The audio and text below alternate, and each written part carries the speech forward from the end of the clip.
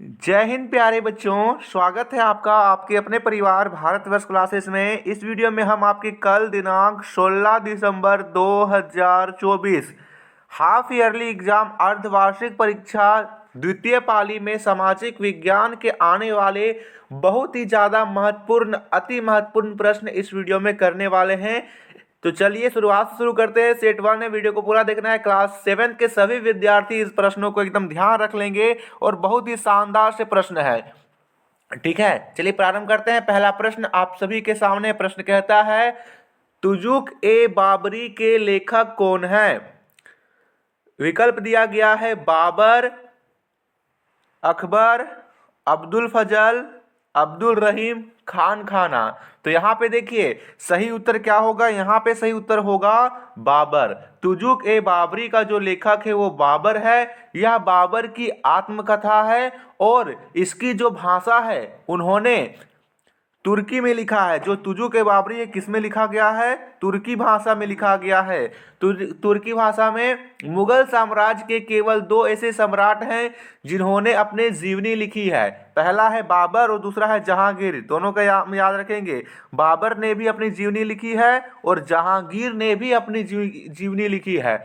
एक और बात याद रखेंगे, तुजुक ए बाबरी को बाबरनामा के भी नाम से जाना जाता है। कई बार ये प्रश्न आ जाता है इसमें से किसे तुजुक ए बाबरी के नाम से जाना जाता है। तो बाबरनामा को तुजुक ए बाबरी के नाम से ही जाना जाता है।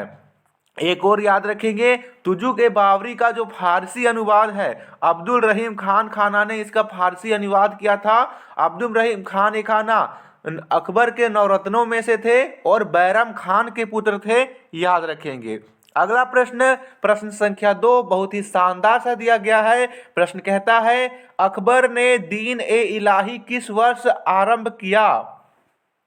विकल्प यहाँ पे दे रखा है 1567, 1576, 1582, 1543। तो यहाँ पे सही उत्तर है 1582। सी ऑप्शन सही है। देखिए यहाँ पर देखिए ये क्या था? दीन इलाही। दीन इलाही इस्लाम को छोड़ने और नया धर्म दीन इलाही जो है वो निर्माण करने की ओर था। तो दीन इलाही 1582 में शुरुआत किया गया था। अगला प्रश्न है प्रश्न संख्या 3, किसने चौसा की लड़ाई में हुमायूं को पराजित किया था? विकल्प दिया गया है महाराणा प्रताप, झांसी की रानी, शेर शाह या इनमें से कोई नहीं। तो देखिए चौसा की लड़ाई में अफगान शेरशाह सूरी ने मुगल सम्राट हुमायूं को पराजित किया था। तो यहाँ पर हुमायूं को शेर शाह सूरी ने पराजित किया था। ठीक है, तो यहाँ पे जो लड़ाई है 26 जून 1539, याद रखेंगे 26 जून 1500 यहाँ पे 39 को बिहार के बक्सर जिले के चौसा में ये लड़ाई हुई थी। इस लड़ाई में शेरशाह विजयी हुए और उन्होंने खुद को फरीद अल दीन शेरशाह की उपाधि दी। चौसा की लड़ाई के बाद हुमायूं भारत छोड़कर भाग गया और दिल्ली की गद्दी पर शेरशाह की हुकूमत हो गई और आगे चलकर शेरशाह की मृत्यु हो जाती है। उसके बाद फिर से हुमायूं भारत आकर दिल्ली की गद्दी पर गंगा यहाँ पर कब्जा कर लेता है। तो यहाँ पर ये सारी चीजें आपको याद रखनी है। अगला प्रश्न यहाँ पर पूछा गया है प्रश्न संख्या 4, बहुत ही शानदार सा, हुमायूं का मकबरा कहाँ है? विकल्प दिया गया है यहाँ पर दिल्ली, आगरा, काबुल, लाहौर। बताना है यहाँ पर सही उत्तर क्या होगा। हुमायूं का जो है मकबरा है वो जो कहाँ है, इस प्रश्न का आप उत्तर यहाँ पे दीजिए। तो देखिए साथियों यहाँ पर दे रखा है ऑप्शन में दिल्ली, आगरा, काबुल या फिर लाहौर। यहाँ पे सही उत्तर हो जाएगा दिल्ली।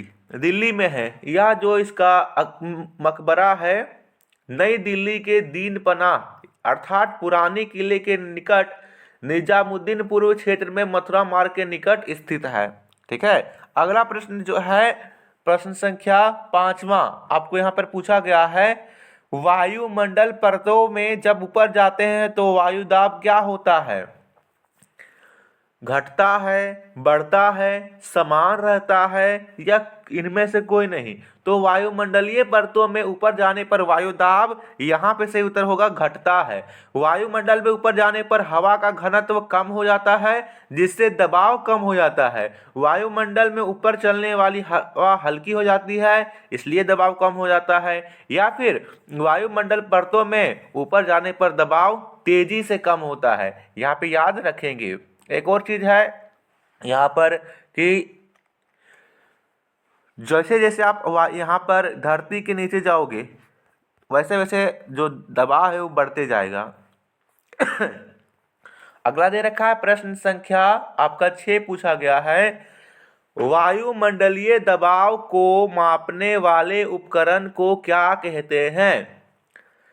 विकल्प यहाँ पर दिया गया है सीस्मोग्राफ, ओडोमीटर, बैरोमीटर या इनमें से कोई नहीं।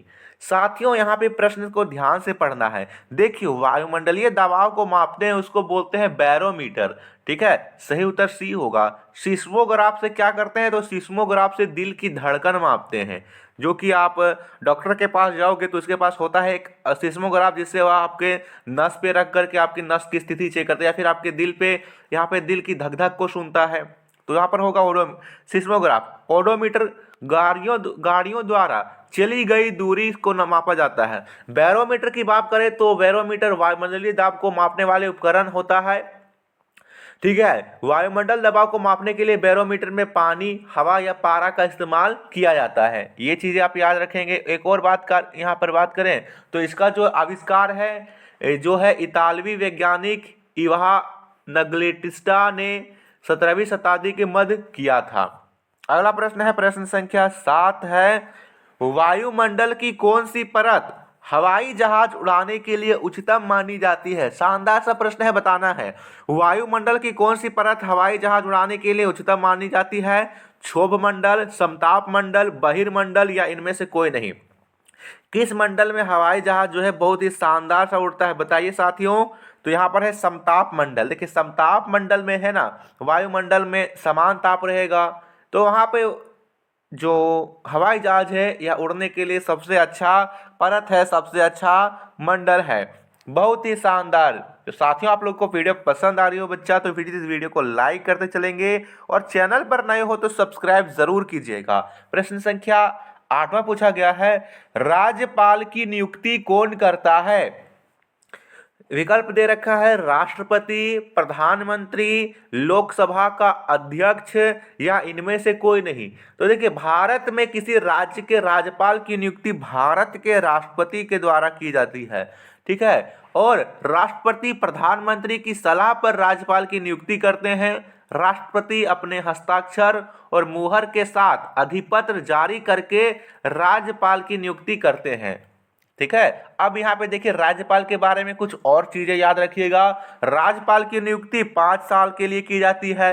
राज्यपाल राष्ट्रपति के मर्जी तक पद पर बने रहते हैं और राज्यपाल को हटाने के अधिकार राष्ट्रपति के पास होता है। राज्यपाल राज्य का संवैधानिक प्रमुख और प्रतिनिधि होता है।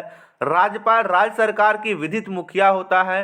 राज्यपाल राज्य की कार्यपालिका शक्ति का प्रयोग करते हैं। राज्यपाल मुख्यमंत्री की नियुक्ति करते हैं। राज्यपाल मुख्यमंत्री की सलाह पर अन्य मंत्रियों की नियुक्ति करते हैं, जैसे कि अभी झारखंड में अन्य मंत्रियों को हुआ। राज्यपाल राष्ट्रपति को संबोधित करके अपना इस्तीफा दे सकते हैं। अगला प्रश्न दे रखा है अगला प्रश्न दे रखा है यहाँ पे शानदार सा, राज्य का प्रथम अधिकारी कौन होता है? महाधिवक्ता, महान्यायवादी, राष्ट्रपति या इनमें से कोई नहीं? सही उत्तर यहाँ पर होगा महाधिवक्ता। किसी राज्य का सर्वोच्च विधि अधिकारी जो है महाधिवक्ता होता है। राज्यपाल उच्च न्यायालय का न्यायाधीश बनने के लिए योग किसी भी व्यक्ति को राज्य का महाधिवक्ता चुन सकता है और यह राज्यपाल के प्रसाद पर्यंत ही पद पर बने रहता है। राज्यपाल उसे कभी भी पद से हटा सकता है। और इसमें अनुच्छेद 76 में, संविधान के अनुच्छेद 76 में महान्यायवादी भारत के सर्वोच्च कानूनी अधिकारी है, यहाँ ध्यान रखना है। अगला प्रश्न संख्या दे रखा है, झारखंड राज्य में कुल कितने विधानसभा क्षेत्र हैं? बहुत ही शानदार सा प्रश्न है। हाल फिलहाल में ही यहाँ पर चुनाव हुआ है और आप सभी को इसका आंसर जो है कमेंट में बताना है। चलिए, सेट 2 के लिए आप लोग जुड़े रहेंगे। सेट 2 जल्दी ही मिल जाएगा। सभी का पीडीएफ हमारे व्हाट्सएप ग्रुप पर अपलोड कर दिया जाएगा। व्हाट्सएप ग्रुप पर आप नहीं जुड़े हो तो जुड़ जाइए। साथ ही साथ आपने टेलीग्राम ग्रुप को ज्वाइन नहीं किया है तो ज्वाइन जरूर कर लीजिएगा। धन्यवाद।